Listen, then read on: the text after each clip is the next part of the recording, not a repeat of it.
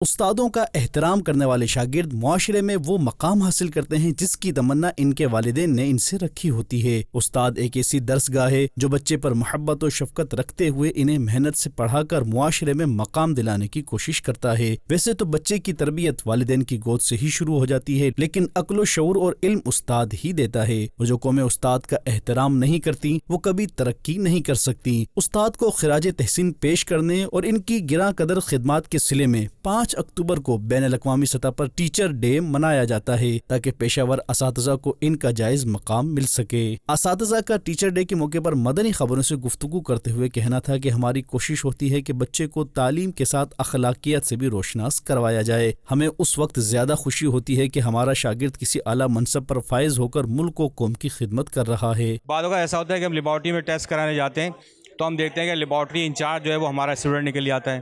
بعض اوقات ہم دیکھتے ہیں کہ جناب کسی ڈاکٹر کے پاس گئے، پتہ چلا وہ اسپتال کا ایم ایس جو ہے وہ ہمارے کالج کا اسٹوڈنٹ نکل آیا، تو وہاں پہ ہمیں بالکل مطلب یہ کہ سکون ملتا ہے کہ شاید ہم نے کوئی کام کیا ہے۔ تمام اساتذہ کو چاہیے کہ اس کو ایک جاب کے سے بڑھ کر جو ہے ایک مذہبی فریضہ سمجھتے ہوئے بھی اپنی ڈیوٹیز کو ادا کریں اور پنچویلٹی کے ساتھ ادا کرنا چاہیے۔ اس کے اندر یہ نہ ہو کہ ایک رسمی کارروائی ہو اور فارمیلٹی ہوتی رہے کہ بس آئیں اور چلے جائیں۔ تمام اساتذہ مل کر اپنے فرائض منصبی کو درست طور پر ادا کریں تاکہ اس تکمیل کے مراحل میں، کامیابی کے مراحل میں ہمارا بھی حصہ شامل ہو سکے۔ امام برہان الدین زرنوجی رحمۃ اللہ علیہ فرماتے ہیں، ایک طالب علم اس وقت تک علم حاصل نہیں کر سکتا اور نہ ہی اس سے نفع اٹھا سکتا ہے جب تک کہ وہ علم، اہل علم اور اپنے استاد کی تعظیم و توقیر نہ کرتا ہو۔ حصول علم کی طلب کسی بھی عمر میں پیدا ہو سکتی ہے اور جو شاگرد اپنے استاد کی عزت و تکریم کرتا ہے وہی اپنے مقصد میں کامیاب ہو پاتا ہے۔